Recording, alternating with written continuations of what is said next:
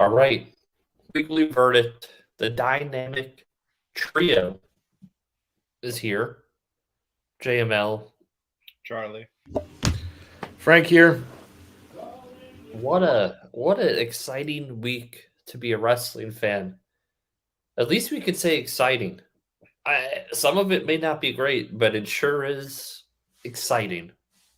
Um, let's get right into it. Quote of the week brought to you by Tony Khan and his interviews with Busted Open or the Wrestling Observer. They're just tons and tons of material that just writes itself. This week, I'm going to read this one. This just sums up how much of, really, he doesn't get it. He doesn't get it. Tony Khan, I've got 3 months to win Booker of the Year. I'll make a full court press for it. That's what we're concerned about? Apparently. That's what we're concerned about, Charlie. Guy's got a one-track mind. Not making his product succeed, but making himself succeed. I'm baffled, Frank. Frank, Are we to suggest after almost 4 years of this company being around that this is just a personal vanity project with this man playing with his action figures? No. I don't know, guys. You think he'd have a lot more things to be concerned with? As the sign in the crowd said, there was a sign in the crowd the other night that said hire an HR expert. Yeah. That was probably a good idea. and speaking of concern, it was either Monday or Tuesday. Probably Tuesday. There were some tweets back and forth between Andrade and Sammy Guevara. I actually think it started with Guevara's tweet. Andrade replied to it. News broke out that Sammy Guevara was upset with Andrade for hitting him too hard. Like in a match, not in real life. He hit him too hard. He with fake punches. Not fake punches, but you know what I mean, like the work shoot punches. Yeah. So he's upset. They take to Twitter. Already, this is a situation that should have been handled. You had a day in advance you go to this locker room, this one goes to this locker room, you don't come out. All right, that's it. Then apparently on Wednesday, I would say about what, Frank, maybe an hour and a half before the show, Charlie, hour and a half before the show. Yeah. News comes out. Backstage fight. AEW, Sammy Guevara, and Andrade. And I'm like, cool. All right. Well, both of them, sure shit, probably got sent home. No, not the case. Not the case. As we have a Dynamite. And pretty much in the opening segment, Guevara's still there. They changed the match Andrade was supposed to have on Rampage. It was a career versus mask match with him and 10, which, to be honest with you, who cares about 10? First of all, who cares about that guy? Facts. We've already seen him without his mask. That's how much Tony Khan, Booker of the Year, knows what's going on with his own product. So these two men, I mean, TMZ got this information leaked to them. This is bad news. We've had how many backstage incidents in the last 2 months with AEW? One too many at this point. Coming off of the Punk Elite backstage, you have this.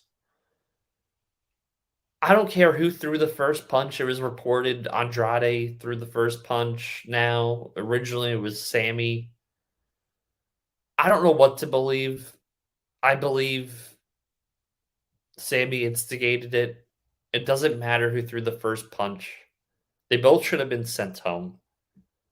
There was no reason for Sammy to be part of the show on Dynamite other than Apparently, Chris Jericho's influence kept Sammy on the show. And remember, Charlie, who is Tony Khan's favorite wrestler of all time? Chris Jericho. Frank, who's Tony Khan's favorite wrestler of all time? Mr. Jericho, of course.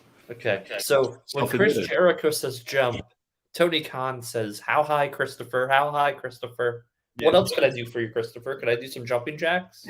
Yeah, I absolutely. mean, to cap it all off, too, not only he had to be there in that match, of course, he had to get the pin in the main event as well. As me and JML just looked on in disbelief as we decided to stay on chat during Dynamite. I think about like, all right, that's heat, but that's not the heat that you want. That's No. go home and go away heat. Yeah. Yeah, I mean, it's just not a good look. Like you said, way too many incidents, and it's not like, oh my god, it's never happened before. Nobody's saying that, but you got to do something about it, especially when this is all that's coming out. All the PR of your company now is all bad stuff. Again, he's worried about Booker of the Year. Again, I'm gonna read the quote. Tony Khan, I've got 3 months to win Booker of the Year.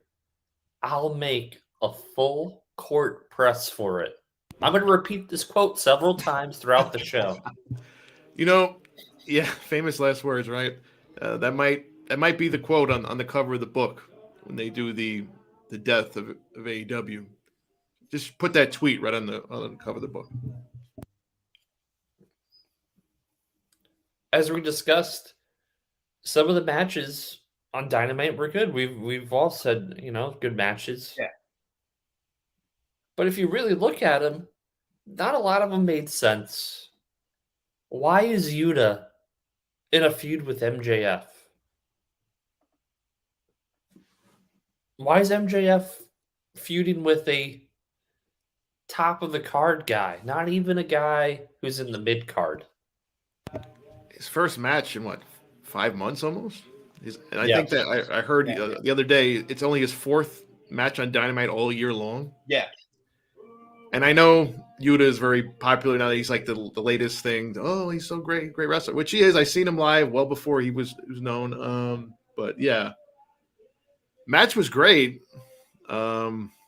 Interesting ending, and I still don't know what was going on. It was apparently handshake night on Dynamite. I'm sorry, it was ROH Dynamite. We should have called it, I think, this week. Yeah.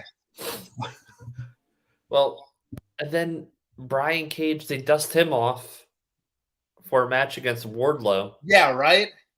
And match was good, but we were sitting here, me and you were saying, I'm telling you one thing. Enjoy this Wardlow now that he can do flips and stuff, because sooner than later, he's going to be a 5-move wrestler. Why the F did Brian Cage get any offense in that match and look strong? I have no idea. I don't know, and I'm shocked I'm not hearing more of that comment. I'm just hearing, oh, it was a great big man. Yes, again, but when the man hasn't been on TV, and I couldn't even tell you. I know he was in the Rampage Battle Royal because I was there at Grand Slam. I only remember it because I was there, but and this is not to take away from Brian Cage. He's a talented athlete, obviously. Was a good Impact World Champion, but he hasn't been used in over a year. Wardlow needs some strong wins, and that didn't really make him look great. No. He struggled to beat a guy that hasn't been on TV and nobody remembers, and he's in a faction that nobody knew existed. In ROH, which right now is like the equivalent of ECW on Sci-Fi, but they don't even have a network. Yeah, at least they had a major network deal. It baffles my mind how you have all this talent, and you're squandering it. Look at the 4 pillars of AEW. Guevara, he's a knucklehead. That pillar should have been knocked down. Honestly, that guy should be fired. But you know what? Tony Khan's dancing at the wedding. He's dancing at the wedding. How is he going to fire the guy? He's not. Again, Tony Khan, I've got 3 months to win Booker of the Year. I'll make a full court press for it. He's got to be friends with the cool kids. He's got to do their homework for them, like in high school. It's unbelievable. Jungle Boy, he's in a feud that originally I thought was great with Christian.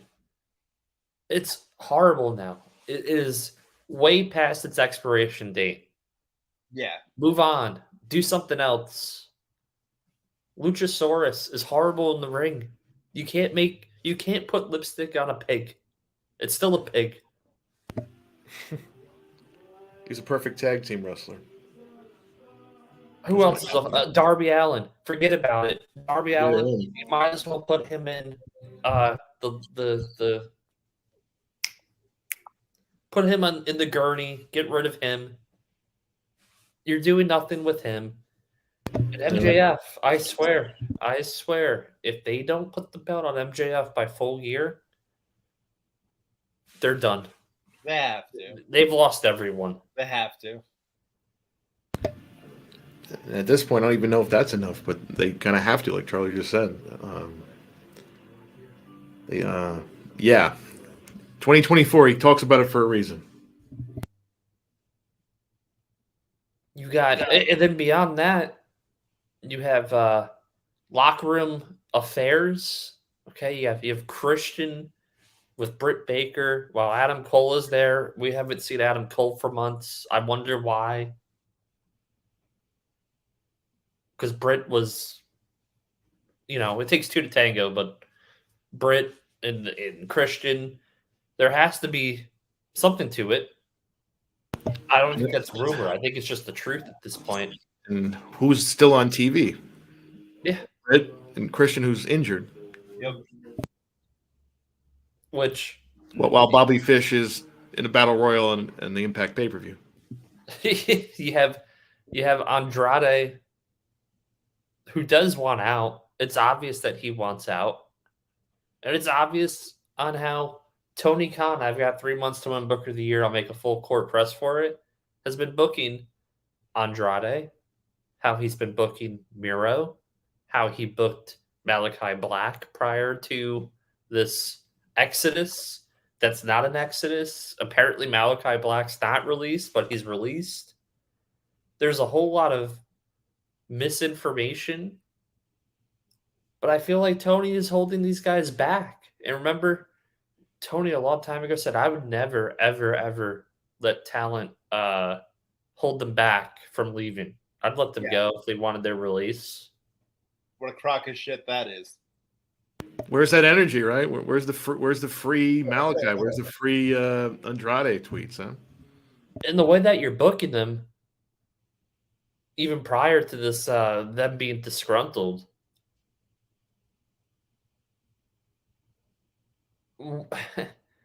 why even keep them? Why even keep them? Couldn't tell you. I mean, that was the same thing Andrade for his last year before he was released by WWE. He wasn't even used on TV for a year. Mm-hmm. They were holding him back, and everybody's like, "Oh, let him go." So they did, and now, fast forward, not even 2 years later. I mean, the man has never wrestles. I swear he's had like 5 matches tops in AEW, right? Yeah.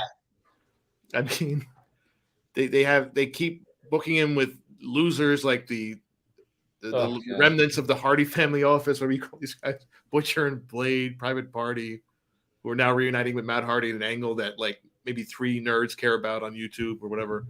And then you have Roosh, who helps Pac now. I don't understand if Pac's a heel, a face. Yes, is the answer. Just yes. Triangle is at this point. And then he wins 2 matches last night with the same finish with a hammer. You know how many people cared? None. 1. The guy that said, I've got 3 months to win Booker of the Year. I'll make a full court press for it. What award is that? It's an award where Meltzer and his little Meltzerites vote for that category. You think they're not going to give that to Tony Khan? You don't think they're going to sandbag Triple H? I was going to say, if we're being honest, Triple H deserves it more than anyone. But I mean, in the past, I can see him being default. I get it, but at this point. But you got to remember, if you go back and look at history, this is the same man that used to tell us Gorilla Monsoon was the worst announcer for many years. Part of the greatest duos in history. So it's the only thing that has changed over the years is the company that he's shilling for, which is of course never the one from Stamford, Connecticut, because he was never given access. That's why. Bingo. Absolutely. If Triple H gave Meltzer the access that Tony Khan gives Meltzer, forget it. He wouldn't even mention Tony Khan. Right. Just be honest. The access that even UFC gave him. That's why he was higher than him than anything else. So yeah, we know it. Everybody knows it. Yet people still pay their hard-earned money to listen to these idiots. So hey, at least if you're listening to our show, we're not charging you to listen to these three idiots talk about wrestling. So yeah, a plus for us. Sean Ross Sapp, another shill. Everything now has to be politically correct with him. Yep. Every single thing. The man was shilling to update us on a Twitter beef the other day before this even became a backstage fight. Oh, I have special news online to tell us about the Twitter beef that everybody saw. It's just, I don't get it. I really don't. Sean Ross Sapp. What happened to that guy? He used to be good. He used to be one of us. I don't know. You have people on the roster that, I don't know, you have the Stokely group who were barely featured this week, besides the little MJF moment. Oh, remember? We ran through the roster, Frank. I don't know if we have time for it, but yeah, we did. That took Charlie, how many total people are on the AEW roster? Take a guess. From TV usage, I'd say 20-something.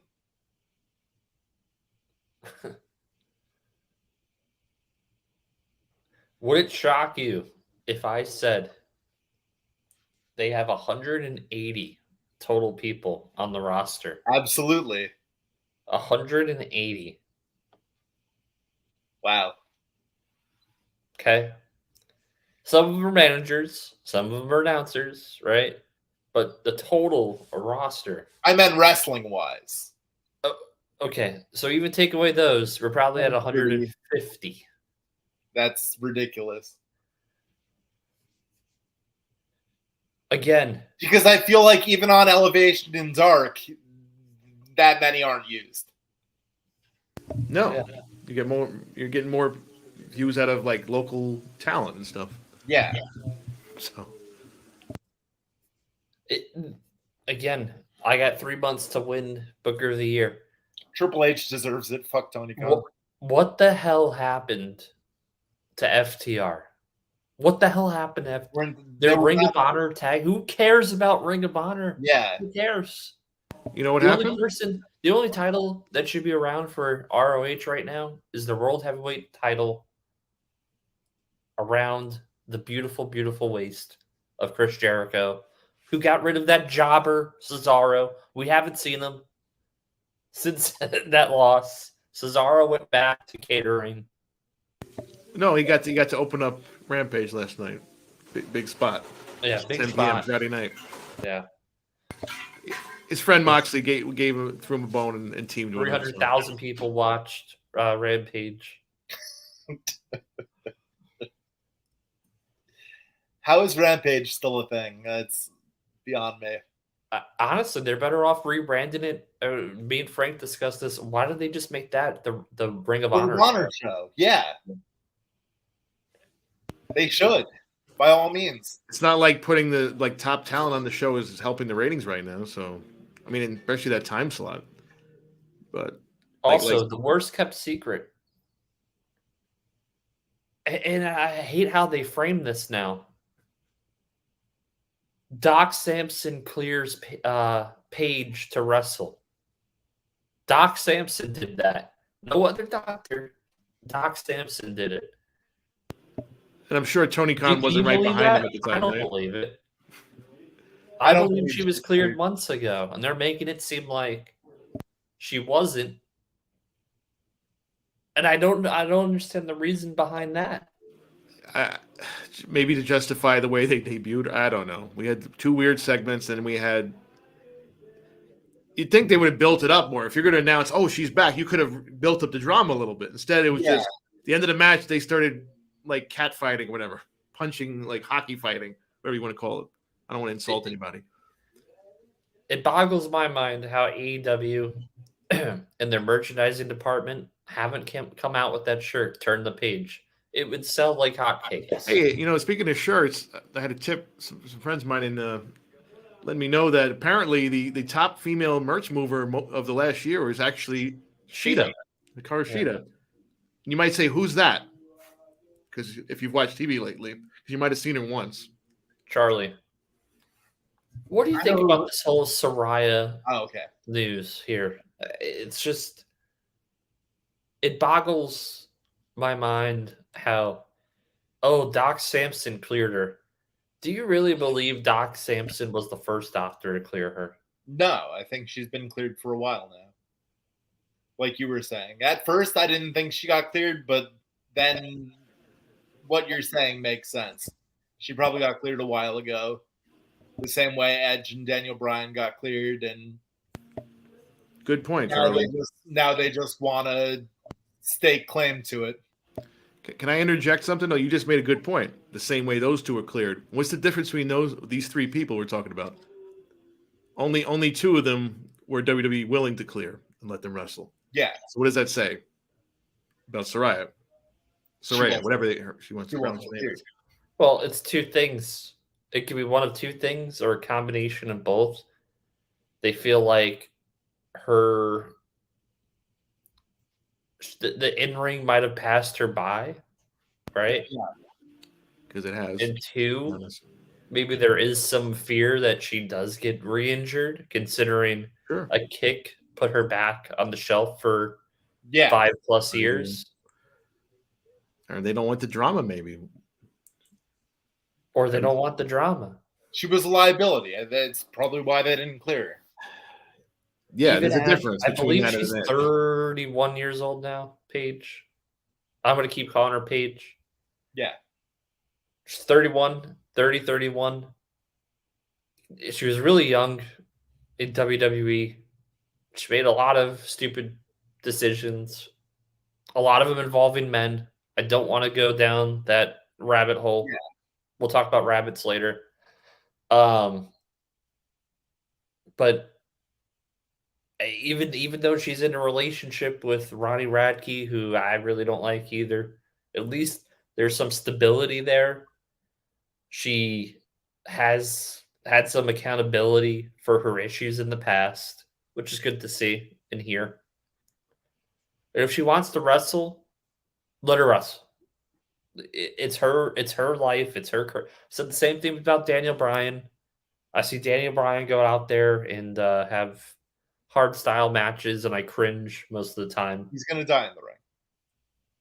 I don't think Paige is gonna have matches like that. I don't. I think it's gonna be. First off, Paige isn't even capable of having matches like that. Let's be honest. No, but there was a time early on in her career where she was a good wrestler. She was. Yeah. But now, I think the female talent has advanced so much since Paige was viable that she may not look as good compared to the rest of them. Yeah. But in actuality, AEW is the perfect spot for her because the women's roster is not that great. And that's why I've said to Frank for years and Charlie, I said, if Paige decides to wrestle again, it would behoove her to do it in AEW. Why? Because the talent pool for females is so shallow that her wrestling would be huge. Not only for them, but for her. It's a mutually beneficial relationship. And Yeah. that's why I think she was okay with the reports of Doc Samson clearing her. And all of a sudden, her Twitch got scrubbed where she said she was cleared to wrestle. What was it, like almost a year ago? So that's that in a nutshell. We still have Andrade, who got sent home. Why he got sent home for punching Sammy? Okay, I get it. He punched Sammy. But let's talk about Sammy Guevara. How many times can one dude cause controversy if you just let him continue on this path? Charlie, can you explain that to me? Sammy Guevara. Yes, this whole you had him He's talking about rape thing that Yeah, happened with in the Sasha past. And again, and granted, that one I think we discussed probably not on air, but privately. But again, terrible thing to talk about. But however, many people have probably said stupid shit on the internet, and they just because he's a public figure, they crucified him for it. Yeah.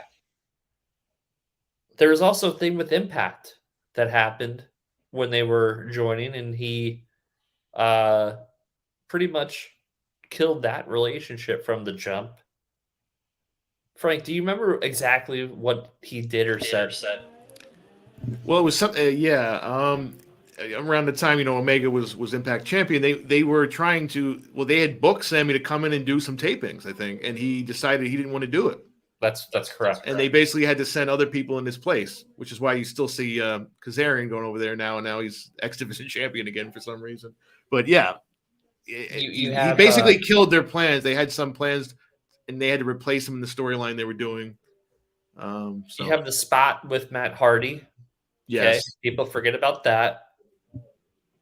What a mess. Where he ends up picking him up during the match when he shouldn't have picked him up. They should have just ended the match. Yeah. I remember recently you have then you have him and Ty get together in the weirdest possible way after he publicly gets engaged to his longtime girlfriend. Yeah. I get it. Love is love. But then don't book them as an on-screen pair then and try to make them baby faces. It made no sense either at the time. He's got 3 months to win Booker of the Year. 3 months. And then recently you had the Eddie Kingston thing. And Eddie Kingston hasn't been featured on TV. But again, we're force-fed Sammy out of all the pillars. Is this guy like that big of a draw? Is he a star? Do people care? It's like when Randy Orton was young and immature and he pulled all that crap. I don't think Randy Orton did to the extent that Sammy Guevara is doing, but he's young and immature. He's gonna do a lot of stupid shit if you give him the attention. Yeah, but you know what the difference is? You know what the difference is? Yeah, that's true. The difference is Randy Orton was already a star then. Yeah. Sammy is still. This is true. I'm not saying he's not well known, he's not popular to some people, but is he like this big star? Is he Randy Orton? No. No, he's not. And listen, he's 29 and married now. It's a little bit this is different. Randy Orton was shitting bags at 23, 24. Okay. But he was a world heavyweight champion for WWE. He was the youngest one ever at the time. Yeah. Okay. I can get why celebrity would change you. But when the show that you're featured on as a pillar struggles to gain over 1 million viewers every week, you shouldn't be acting the way that you're acting. There's no reason for it. No, there's no reason to bite on it. If you're a pillar, you should be a pillar. You should be an anchor. You should be the one that, Sammy Guevara is such a great guy. He's working with me, and we're working together. He wants to learn. The only person you hear that from is Jericho. Yeah. That's it. I think that also leads to what he's doing, though. He's best friends with Chris Jericho, so that's his out for half the shit he does. He's taking advantage of that relationship for Yeah. sure. I mean, and you'd think Jericho would say, "Hey, he's seen it all, done it all. What are you doing, man?"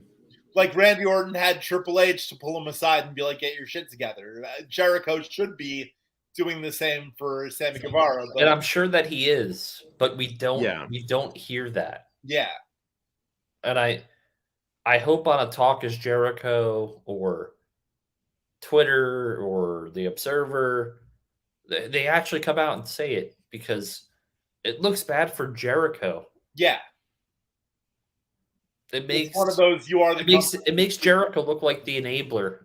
Okay. yeah.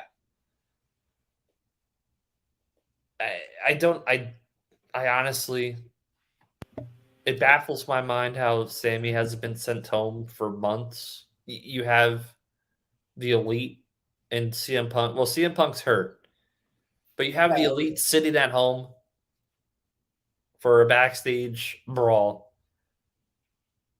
This dude is involved in a backstage fight. Sammy Guevara isn't sent home. Featured in the main event. Yeah, Sammy Guevara isn't sent home because he's got his get out of jail free card in Jericho. So yeah, instead we got Mega and the Bucks. Well, we've talked a million times, but who's a bigger star, them or Sammy? Who's The sitting Elite. home? Yeah. Who started this company? Yeah, exactly. As much as we say what we say about them, I don't know. And that was also, like you said, a backstage incident. Or maybe it's because they instigated some of the stuff that led to Punk's thing, as we've discussed in the past. But that's another story for another day.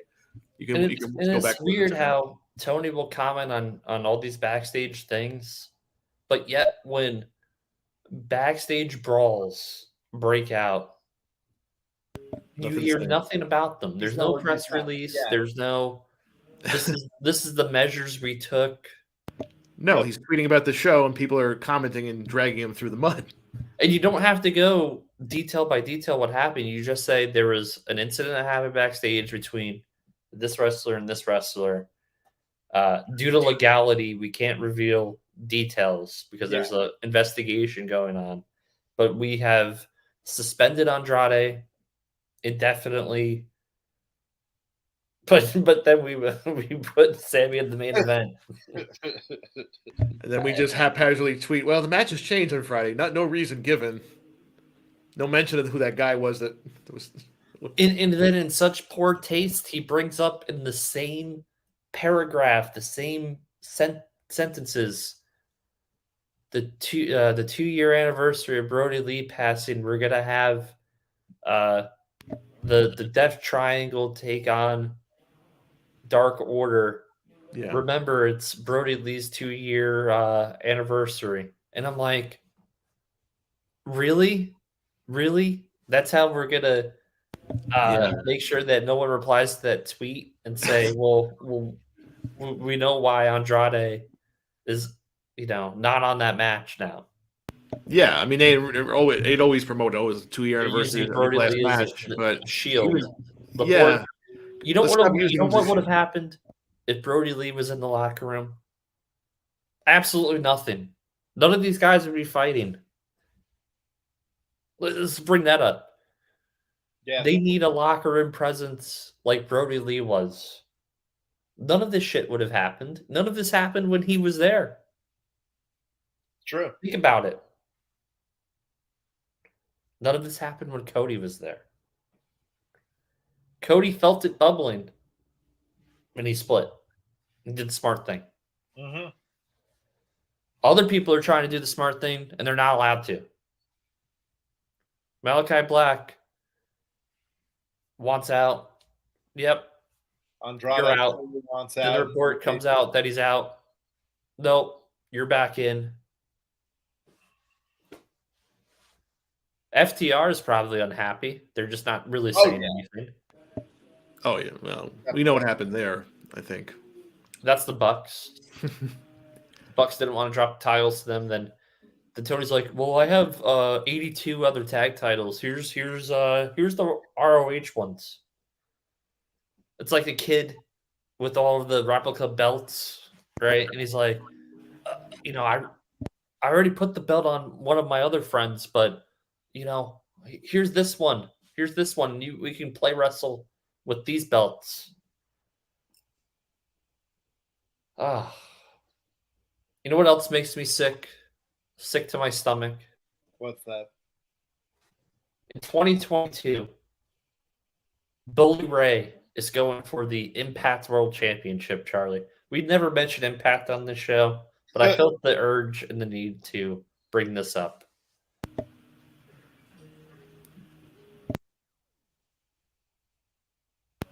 Oh, you're waiting for me. Yeah. Yeah, you can say what you will, but Impact, they've been pretty smart booking last couple of years since Demore took over, but this is a real head scratcher. Like I said, who's well, making two things last night. Two things last night. who's making Kazarian a being full- X Division champion, which means AEW has yet another belt, in a sense. You know who's making a full court press to be the worst booker of the year? Scott Demore. That's Demore. What an idiot. Charlie. What's up? I thought Billy Corgan had the bag. Why is Bully Ray going for the Impact title? I couldn't tell you. I pay no mind to Impact Wrestling. It just out of nowhere. Out of nowhere. He hasn't been on this show in like 3 years, so at least. And it's not like Bully Ray showed up to Impact in the best shape of his life. He looks worse than he did as an original Dudley boy. Okay. This is not Aces and Eights yoked Bully Ray. This is Bully Ray on the McDonald's plan. Okay. This is adult Happy Meal plan. This is not the cactus meal, whatever they're calling it. Yeah, I had one of those yesterday. Yeah, definitely not the Bully Ray who was world champion in the best shape of his career. 9 years ago? Do you know who we are? Do you know who I am? We are the Aces and Eights. Yeah, I mean, it's fine if you have him making this guest appearance at Battle Royal. They had Tommy Dreamer in the Battle Royal. They had him. That's fine. But for him to win it, I was like, okay. And he goes in the final 3 with Bobby Fish in his hometown of Albany, and he gets thrown out. Like I get that for like a random episode of the show or one of these random B pay-per-views, but to have it at your biggest event of the year, supposedly. Going back to I'll be a AEW, defender of Impact. They've been pretty solid. Like I said, they're nowhere near their levels or their heights, but they have a solid program most weeks. But that's a real bizarre decision. You know what would have won Tony Khan Booker of the Year without doing all of this shenanigans? What's that? If when he had Adam Cole before he got cheated on, Kyle O'Reilly before his neck got broken, and Bobby Fish when he had all 3 of those guys together. Why did they not have the Bucks and Omega, the match everyone wanted to see? Why didn't that happen? And all of a sudden, Kenny was healthy enough, like 2 weeks after Bobby Fish was released, to strut his ass down the aisle to have a match.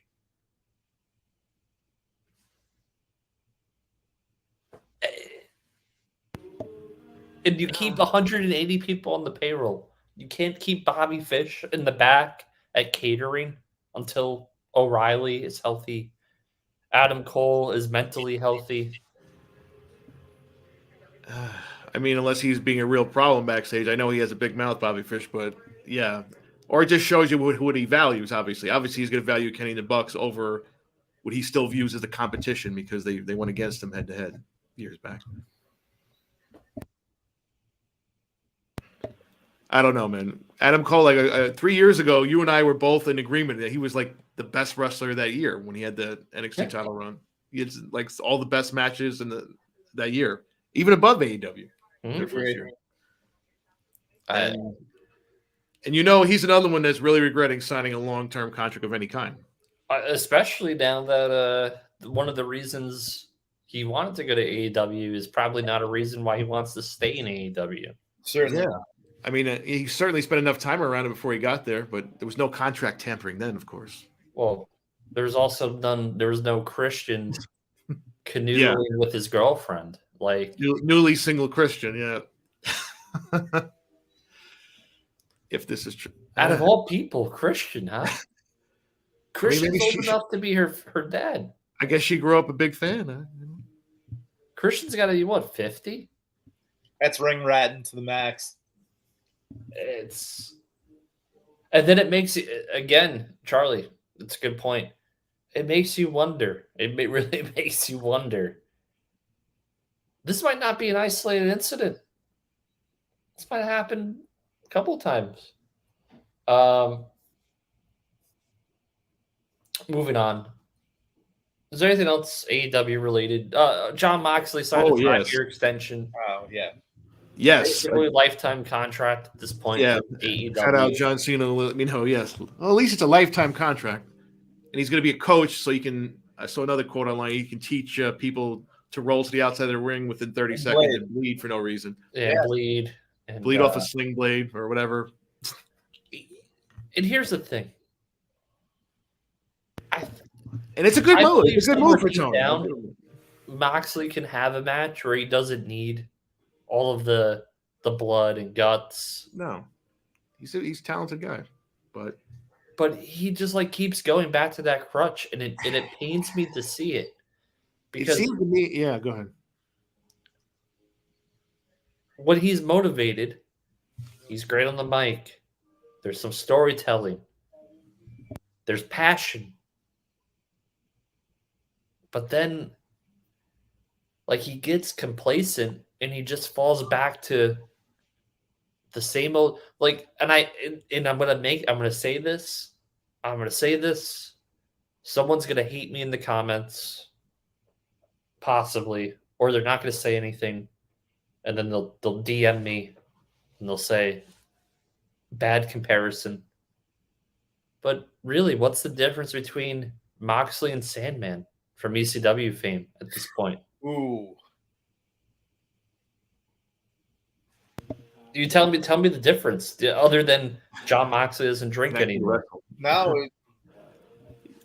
I would say he can actually wrestle a match not drunk, but no, he's a talented guy. They have the same entrance. They have the same entrance.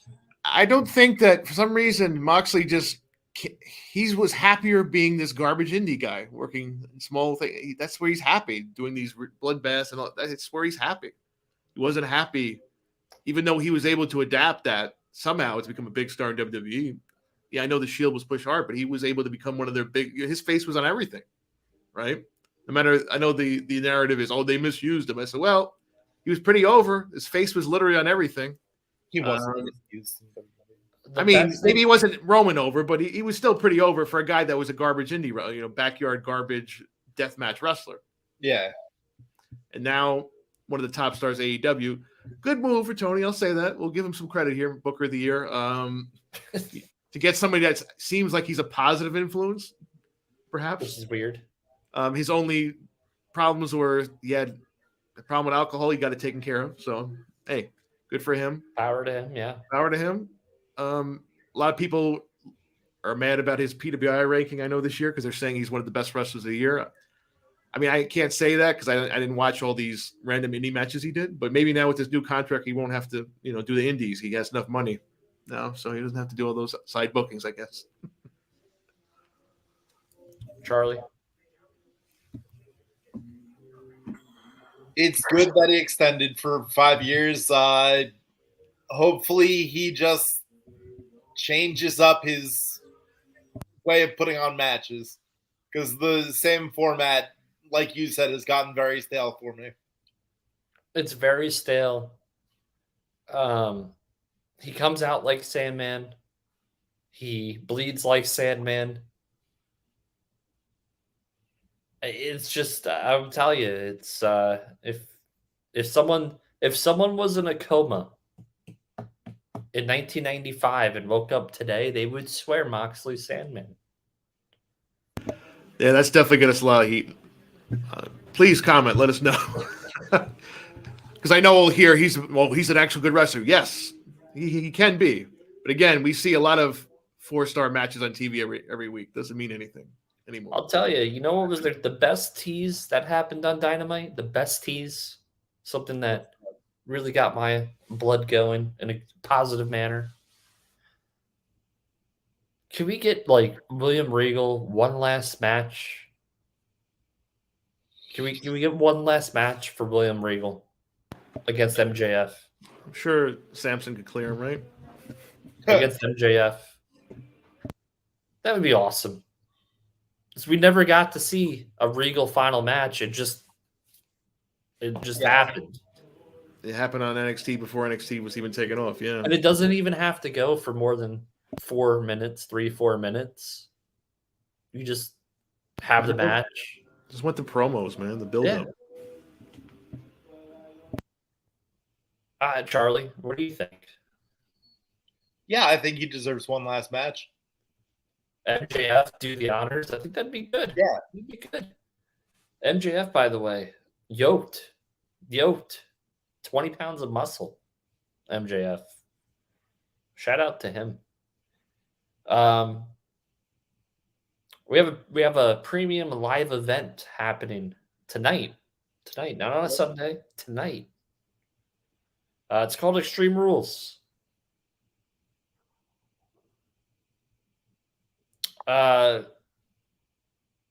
Featured on the poster, Ronda Rousey is featured on one of the posters. Ronda Rousey. Who cares about Ronda Rousey at this point? A lot of people are saying she's going to take it, but I'm not one of them. Yeah, Ronda Rousey versus Liv Morgan, WWE SmackDown Women's Championship on the line. Extreme Rules match. Anytime you have like an Extreme Rules match and it's a chicken shit babyface heel versus a monster like Ronda Rousey, how she's been booked, I feel like it's too easy to call Rousey winning. I feel like this is Liv's shot of really turning heel in this match and maybe getting some help in the process, meaning someone helps her out, helps her win the match, a Baszler maybe, like someone to this title run by Liv is one of the worst they've ever had for this title. Yeah. On terms of help, they're talking Charlotte could return tonight. Okay. Frank? Yeah. Yeah, obviously this reign has not been much of note, to say the very least. Partly because of they've not really been able to book anything interesting. Partly because maybe she just doesn't make a good champion, that kind of a character. She's might be more that people want to see as the underdog and chasing, but when she gets there, it just doesn't work. So either, I know in the past, Vince's thing is just, well, if it's not working, we're just going to turn him heel. It's the thing. Turn him heel. The chaser. So you could, I mean, because of the fact it's so bad, I can see why everybody thinks Ronda's going to win. Not that she's hot in the slightest, but they can maybe branch it off and do something with her. I still don't know why she's not the monster heel at this point if you're not getting anything out of her currently as a babyface. And she's getting paid, what, like $3, $4, $5 million? Yeah. Something like that. I think I know it was, her first run was good. This, not so much. I think maybe if they hadn't signed this contract already, if Hunter was in charge, maybe he wouldn't have been so keen to bring her back. Less is more. Less is more. So, I mean, the only thing you can do at this point is what I said before. I don't know how long her contract is for, unless I don't know why they're not turning her heel and setting up that Becky rematch. That's the only thing they got. They could do something with Shayna, but Shayna's not worth anything yet, and they haven't built her back up. So, unless you turn them into a team, which they teased. But like you said, because of it's so obvious that way, they'll probably turn Liv. Unfortunately, her ex-partners are nowhere to be found from the Riot Squad. Although I think Sarah Logan might be on her way back. They did that vignette last night with the Viking Raiders. It might have been her speaking. Yeah. But I don't think she's going to get involved with Liv, though, if that's the case. So, yeah, I don't know. You could see a Charlotte return. It's been a long time. I'm kind of surprised she has been back yet. I know Andrade made some kind of cryptic quote about her having some kind of personal issues or something. But You have Riddle and Rollins in a fight pit match. Yeah. Cormier will serve as a special guest referee. mm-hmm. This got a lot of traction when they added Cormier to the mix. Good on WWE getting legit outside people to make the product to get more eyeballs on it. Other wrestling promotions take note of that. Cormier, one of the greats of the UFC heavyweight champion, former heavyweight champion. Matt Riddle obviously was a UFC competitor at one time. And you have him and Seth, which has been a feud that just really needs to end at this point. I think this is the expiration date for this feud. I don't know how much longer I can go on enjoying these two guys. This is where Riddle goes over. Yeah, and we've discussed this before. It doesn't matter. Seth can lose every pay-per-view. The guy... Yeah. The guy is one of the best. If you can't see that he's one of the best, just, you know what? Do me a favor. Don't watch this show anymore. Don't watch. Because you're not going to like what... I still think he's in contention for Wrestler of the Year for me. Superstar of the Year. Frank, your thoughts? Yeah. I know a lot of people don't like Seth's current character. It does get kind of grating at times, but yeah, what a performer. Definitely. I mean, he definitely is up there. The matches he had this year, it's not just who he's with. He has good matches with everybody, right? For the most part. But he's doing his job. If he's getting to you and annoying you, that's he's a good heel. He's over, though. Like you said, he can lose and be fine. Why? He's mega over right now. Like, he's more over than he was when they put the title on him at this point. They sing his song. Yeah. The guy's he's just been, a star since day one, since he got here. A lot of people probably thought it wasn't going to be the case, but he's proven it. He's pretty much bulletproof. Obviously, this time for this feud to end, it's been fun at times, sometimes not so much, but I like what they've done to increase interest in this fight pitch match, because a lot of people may not know about the fight pit. They only did 2 of them in NXT, so it wasn't like a big thing, but it should be pretty good. I'm actually looking forward to this. Having the special referee, he adds a little different, even though he didn't exactly have the most exciting promo on Monday. But like you said, credibility, outside eyes. I know it riled up a lot of UFC fans who were very upset about this, apparently. And you wonder, maybe is there anything, any WWE in his future, Daniel Cormier? Very possible. There was talks a few years ago that. Let me be honest, would you be surprised if he did something in this match that cost Riddle a match to set up a match between the two of them in the future? Even though we know Riddle should go over here, but that's always a possibility. It's always a possibility. Or something. Or he could be backstage and bumps into a different superstar. Yeah, sure. But it's smart, though. Outside eyes, like we talked about with Logan Paul. Yeah. But again, Logan Paul, I guarantee you, when you do segment by segment ratings for SmackDown, the Logan Paul is going to have the highest rating. Definitely. Yeah, that segment they had last night. Heyman always gold in a mic, of course, but gold and who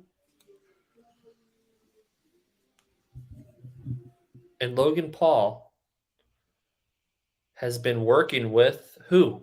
Paul Heyman.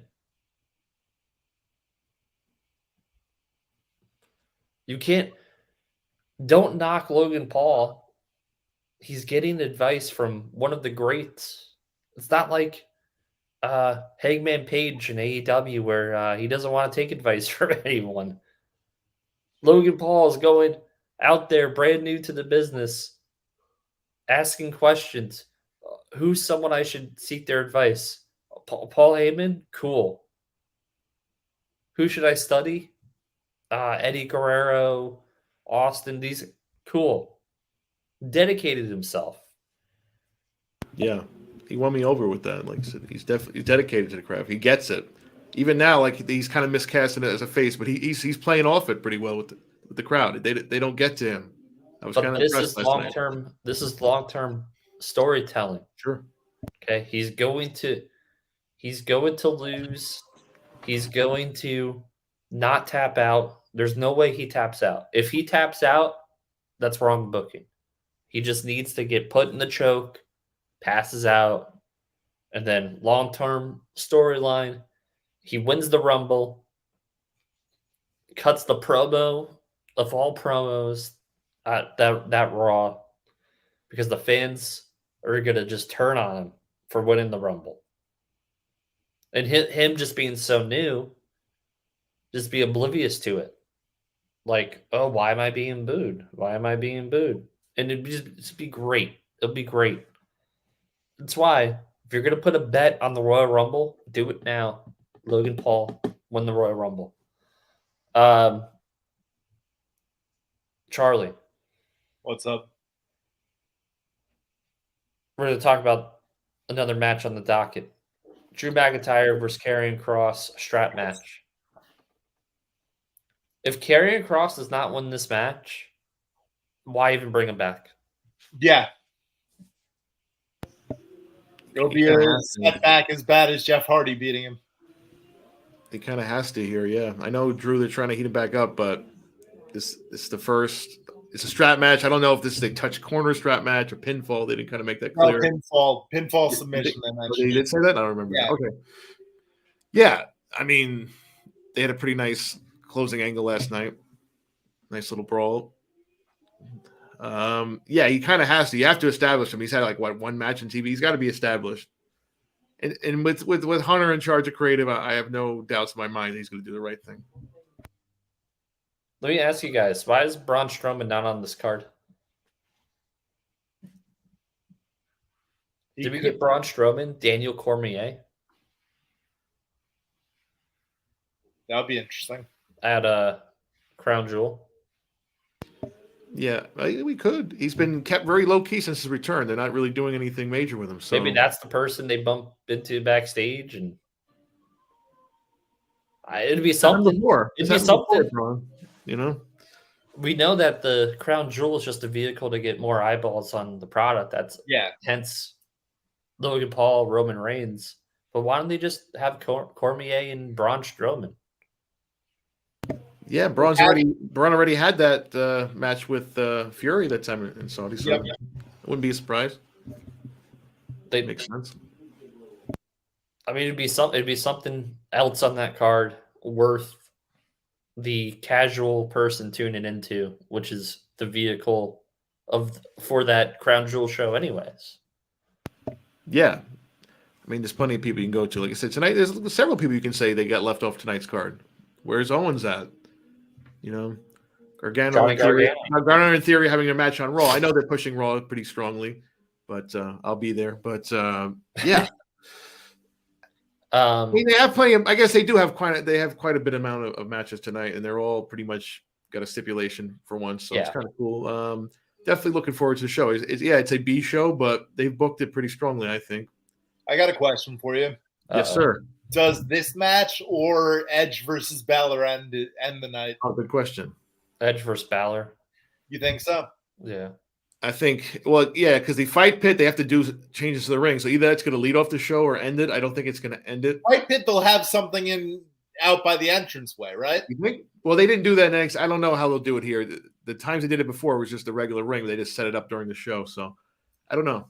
They could start off the show with it. Then they can always break it down, have a segment to kill some time. I don't think it's going to main event. You could, but that's what I was thinking. Like a lot of, aside from the 6-man tag, any of these matches could close out the show. Oh, you know what?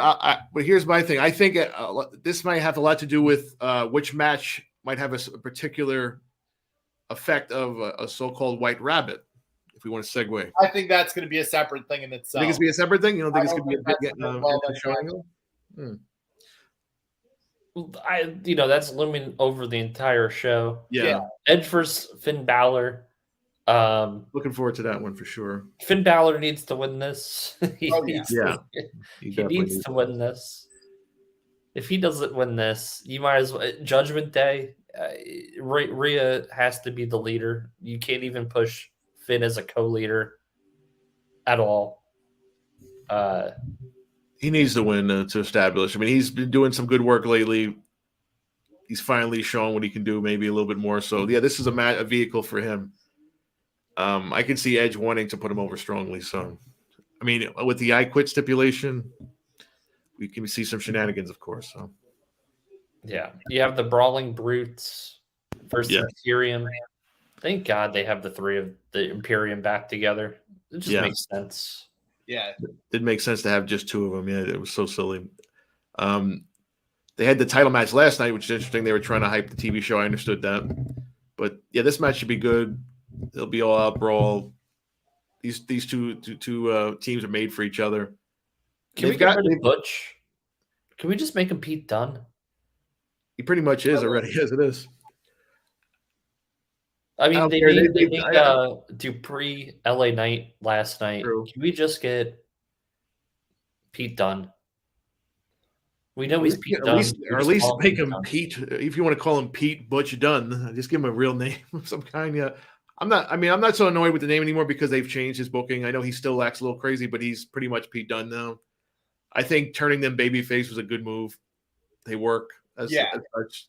Three guys that like to fight. Sheamus is still like on the run of his career, putting on great matches all the time. I mean, their match last night wasn't as good as Clash of Casual, of course, but still. Sheamus is a Hall of Famer. They were talking, they were the whole night. They were hyping up, Wade Barrett, of course, on commentary. Another thing we didn't mention, the commentary shakeup. Wade Barrett on SmackDown now with Cole. Definitely, they were putting over Sheamus as a Hall of Famer all night long. The commentary changes. It seems like they're probably okay with doing a 3-man team on SmackDown when McAfee comes back. Oh, yeah. Yeah, and I feel like Raw. Patrick, what's his name? Patrick Nelson? Kevin Patrick. I feel like he's a placeholder for someone else to take that role. Like, I don't think that's a permanent spot. I think they'll never publicly say it, but everyone listens to the show, and clearly Jimmy Smith wasn't the right fit for that commentary job, and he's a super nice guy. They let him roll with the job for longer than anyone thought. And they're probably trying to get someone else. And they're like, oh, you know what? We'll put you in the role for now. And we'll figure out the Raw lead commentator down the road here. Yeah, I think he'll be fine. He's done some commentary for Main Event. He's done went on Graves' podcast yesterday. He's a pretty knowledgeable guy, so he'll be fine for now. I agree with you. There's probably some kind of other plan. The only thing is the accent's going to be graining on people, and I hate to say that. That's the one thing that struck me yesterday. That's something Vince wouldn't have done, right? Like he hired him to be an announcer, like a interviewer. I don't think he would have had him doing commentary. So. And they got the goddess back, Kathy Kelly. Chef's kiss. Thank you, Triple H. Thank you. Yeah, we know Triple H is going to bring in all his children back home. So, anything to say, Charlie, about the commentary shakeup? No, I like the shakeup. How it's going so far. I like the 2-man booth. Right, it's a little less mess at the booth. See, I don't mind three-man booth. Like, I don't if you either. Add McAfee to Barrett and Cole, I think that'd be fun. It's still going to be a 3-man booth for Raw, right? No. It's just Graves and Patrick right now. That's why we're saying it. That's why we're saying it sounds like a placeholder, right? I thought Saxton was staying on. That's why I'm saying it seems like a placeholder. To have. Saxton is staying on Raw apparently to just do interviews. Oh, weird. He's done before, which is a better spot for him. NXT is sticking with Vic Joseph, and they're bringing Booker T, which people don't seem they're happy with. But I think for Booker's a character, it'll work. NXT's still kind of gimmicky, so it kind of works. Wade definitely deserved a promotion. He's done a great job on the mic, as you might have expected with this guy who can talk. We know that. I feel like they just need another good outside the box hire, like they did with McAfee. Obviously, they tried that with Adnan Virk. That didn't work out. Jimmy Smith really didn't work out. But there's got to be someone out there that we're missing that can be the Raw lead. And I swear, if Jerry the King Lawler walks down as the lead commentator for Raw in 2 months, I'm gonna be pissed. I don't see that. Yeah, he's past his expiration. I don't see that happening. But And God help us if Moro Crybaby Ronaldo comes back. I'm done. There's been hype wanting him back. Why? So I then don't know. someone makes one little snide comment and he hides for 3 months. Yeah, And Charlie, I'm as big of a mental health advocate as they come, yeah, but when you put yourself out there, shit happens. People are gonna talk shit about you. It's just the way of the world. People talk shit about everything. yeah. If you can't realize that and process it, don't do commentating, especially high level commentating Yeah. for boxing, MMA. You're going to get nitpicked. You're going to get ridiculed. Absolutely. yeah, I think it was a good decision on his part to quit NXT 2 years ago because yeah. What else we got going on? We got the rabbit. We got the rabbit. Oh, I should mention real quick. Last night SmackDown, we did see another main roster debut. Oh yeah, Which I think we talked about earlier in the day. There was some rumors about some changes up with that angle as well. So we saw well, that change makes sense. It does make sense. We had Legado del Fantasma show up in mass. We knew who they were, but they were acting like they didn't. Zelina with them makes sense. Yes, I'd rather Axe stay together as they were in NXT, and I think we're going to see a lot more of that with Triple H in charge. But I understand the reasoning. She can talk. She can work. She has a look. It fits. It fits. Yeah. She's a good fit with them. Absolutely. And I'm glad to see them coming up because they need a legit heel stable. They're great heels. And they'll get over pretty well, I think. Especially with her on the mic. Work for Andrade, it'll work for them. Yeah. So that was nice to see them come up finally. SmackDown. And that's a good point. And that's a good point. It worked for Andrade. You know what hasn't worked for Andrade? And I love Andrade. Andrade talking on his own for himself. Facts. White Rabbit. We all assume it's Bray Wyatt. Yeah. It's pretty heavy-handed now too. If it isn't, it's just going to get a really negative reaction. Fall flat. I can say that the detail they went with some of these Easter eggs and different ways people found clues and it led to certain things, that is 100% something he would have come up with. So I have no doubt. And the comic book writer that they hired. Right. A buddy of his who once pitched a movie with The Fiend. So yeah, I think they want us to know. It's like another one of those when we knew Punk was debuting, but they just didn't say it. Mm-hmm. I mean, this has been very unique. I think they started with just playing a song at a house show, and they knew that would get it going, would like the internet on fire. And it did. We had clues. Last night we led to Hunter having a QR code on the microphone that apparently he didn't see. The level of detail they went to, like with some of these clues, I don't want to break down. Anybody can go online. I'm sure people will break it down. Yeah. The way that people immediately find this stuff out too. Hunter knows his audience. It was 10 minutes after it showed up on Triple H's microphone. There were videos decoding it on YouTube. The level of detail, the source code revealing this number, which leads to this. It's just that is 100% something he'd come up with because that's the level of detail he had in the past. Oh, they threw a Simpsons episode reference in one of them. I popped for that when I heard about that. Sure. Yeah, that's 100% him. We saw the Firefly Funhouse match at WrestleMania. We know the level of detail this man goes to. And it's fine. It's fine if everybody knows because the pop is still going to be pretty good. Do you think he shows up tonight? Or do you think it's just revealed that it's him? That's the thing I'm going back and forth about. Yeah. He has to the way they've explicitly he might not be in the building. I mean, I'll be selfish and say if they're waiting for Raw to reveal him live, I won't be upset. But that's just selfish for me. But yeah. So obviously we think this is a new version of Bray Wyatt. It's gonna be that White Rabbit mask that they showed. It's unfortunate because they really, really botched the Fiend. Like I loved the Fiend. Like that could have been great. As But we say, a lot of money left on the table for the Fiend. I guess they can always revert to it and have him jump to different Briefcase characters, Wyatt. but Yeah. or four established, at this yeah. point. Wouldn't it be 4? Because you got Cult Leader Bray, you got Funhouse Bray, you got Fiend, and you got Probably Light Rabbit Bray. So you got 4. Right. Um, Wouldn't have to be some sort of fifth to explain that this is if he comes on a rabbit match. We kind of have to know that it's him. So there's gonna be some way that it reveals that it's him. but there has to be for me. Imagine if Wyatt 6 was all just Bray in different formations.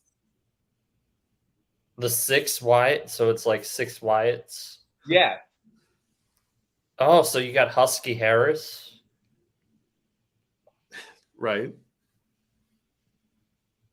Wait, We could make an argument. There was Colt Bray, but then there was teaming with Matt Hardy, Colt Eater of Bray. Worlds. We had Eater Worlds. We had Family Bray. We had Bray on his own. We had Bray with Randy Orton. We had, but Bray always works best, at least in my opinion, when he's a leader of a faction or a cult or influencing someone. Yeah. When he's working on his own, it becomes way too cryptic and you just don't know where it's going or what they do. And in the case of the Fiend, they booked the Fiend too quick in a title match against Seth. And that really, like, if you're going to book that match over again, you should have had the Fiend just walk all over Seth and take the belt right there.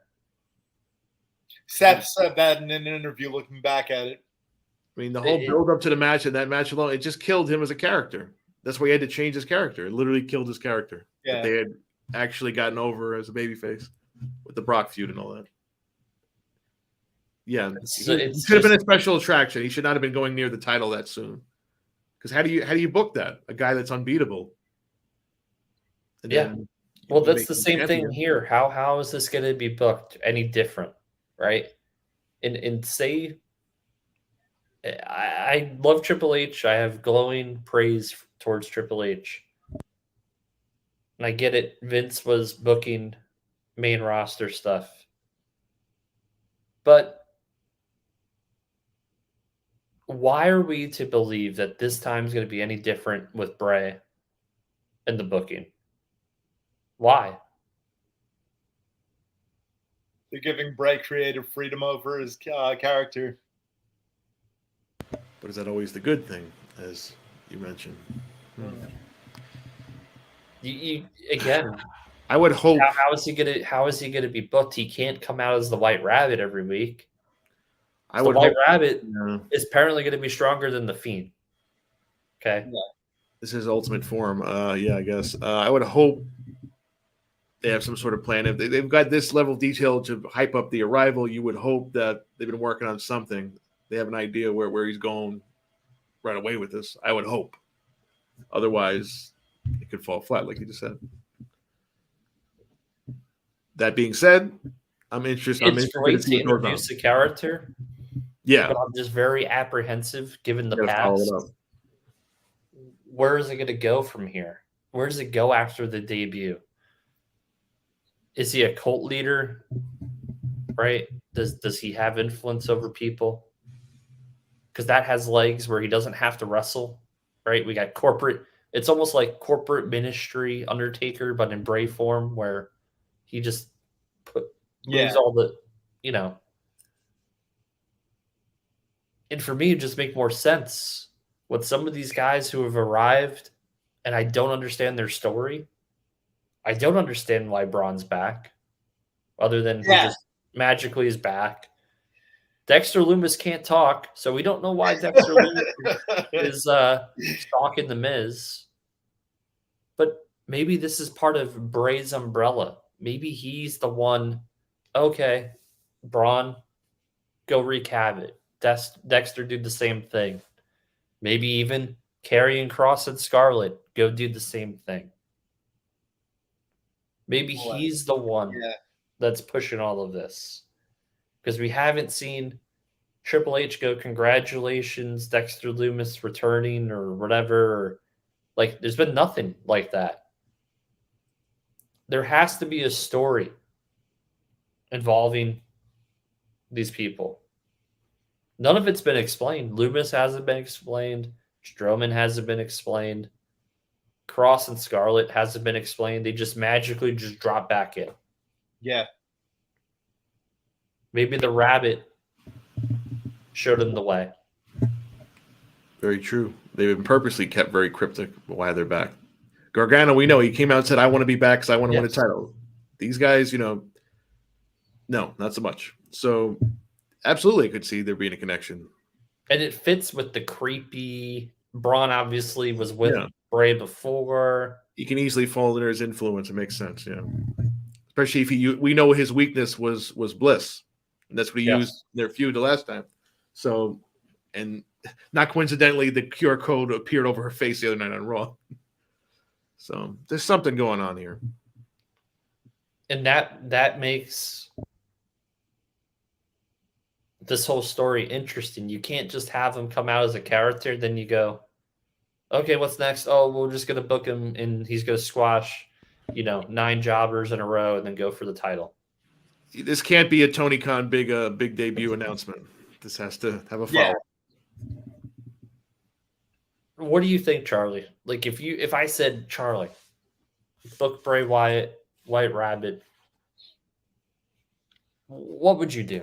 Like you guys said, I'd keep him away from any titles because that just means an automatic loss for him. So I would have him be the mastermind of all these rehired talents. The way I see it is if it's anyone other than Wyatt, it's going to fall flat. Yeah. There's nobody else that can carry off after this huge introduction. I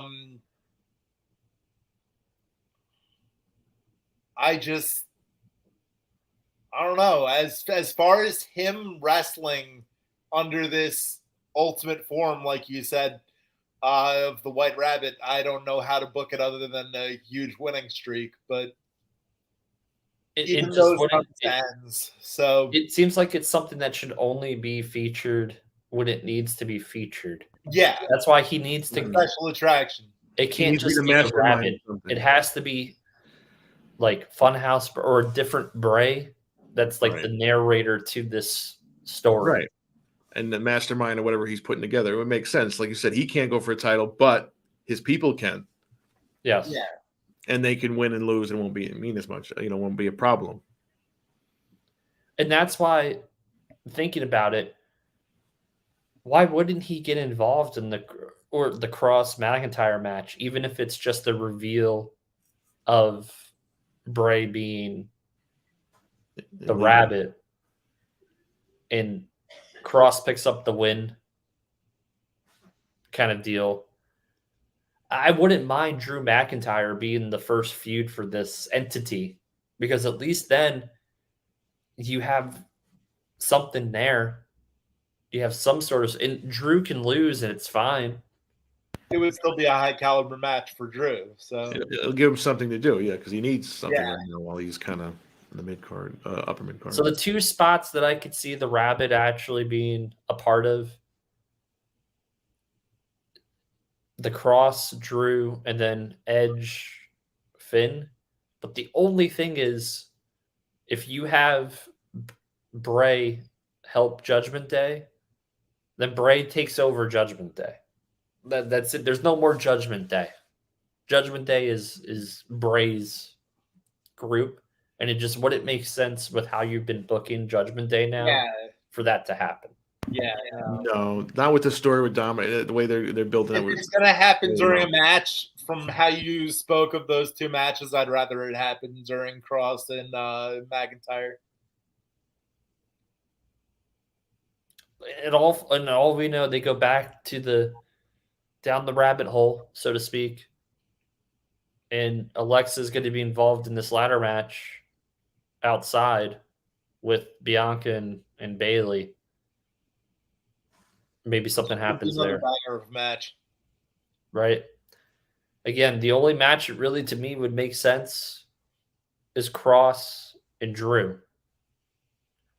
Cross gets the win via distraction. Cool. Cross wins. Awesome. He has to make some sort of appearance here tonight. If he doesn't, there's gonna be a lot of people disappointed. Yeah, and if it's just an appearance, I mean, maybe like you said, getting involved physically in something would be more of a impactful reemergence, I guess. Yeah. Charlie, any closing comments here? I'm looking forward to it. We got 6 awesome matches on the card, 5 of which are possible main events. It's gonna be a good night. I can't wait for the main event to be Liv Morgan and Ronda Rousey. Right? The only Extreme Rules match. Can you imagine that is the main event? That'd be something. Frank, your final thoughts. It can be about anything we talked about too. Just a little nightcap. Yeah. All I can say is, Mr. Booker of the Year, you might want to hire some more people. Like the sign said, you need some HR experts. Hire a booker and hire some people to deal with stuff going on backstage. I know WWE just apparently put up a position for crisis management backstage. They did. So, yeah. I mean, we don't want to, like I said, we make jokes. We don't want to see this happen. We don't want to see this nonsense go on. I mean, it's good. It's good for business. It's fun for us, but talk about it. But we really don't want to have the Tony Khan tweet of the week, even though we look forward to it so much. Rise and fall of AEW. People may say, "Oh, you just want them to die." I'm like, no, it's never good to have like companies die off. It happened before; it wasn't good. But you squandered a lot of your good faith already, and what you're left with now is your hardcore base that will never say a bad word. What you're building here is a ship of rats. I'll liken it. Charlie brought up the Simpsons reference before. I'll liken it back. If you recall, Bart Simpson at Camp Krusty. Krusty is coming. Krusty is coming. Booker of the Year is coming. Booker of the Year is coming. AEW is just fine. And it's a competition against himself. Yes. Who does he really think he's competing against? And it's just this weird, he can't handle when they fight back against him. That's what's happened. He can't handle it. He was all fine when he was getting all the praise. The minute he's questioned or other people are doing well, it's the typical online troll response, because that's what he is. Yeah. He's an online wrestling nerd troll that just happens to be the son of a billionaire.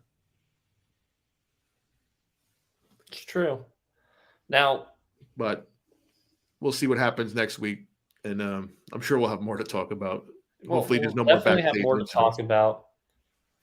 Enjoy the show, guys. Enjoy the pay-per-view. Should be fun, like Charlie said. I'm looking forward to it. I'm looking forward to going to Raw on Monday. I'm sure it'll be just fine. DX reunion. I'm sure it'll be just fine without Billy Gunn, even though everybody's obsessed with this part.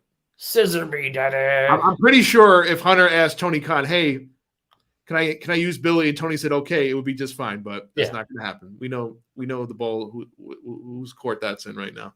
So we'll move on. Instead, he's got a big match on Dynamite in Toronto with Swerve. It's Swerve. But yeah, enjoy the shows, guys. I hope for the best, but it's always fun when it's not, because then we get to have these great conversations here on the Verdict. Enjoy the show, and I hope you enjoyed this show. Like, comment, share, subscribe. Absolutely. We love you guys. Thanks, guys. Girls, thank you so much. Just have fun. Wrestling should be fun. There's some stuff that obviously needs to be discussed in long form, and we have discussed in long form today. And as soon as this episode premieres later today, hope you guys enjoy it. Again, like, subscribe, share, do all that fun stuff. What's up? Hey, good luck. Go down that rabbit hole.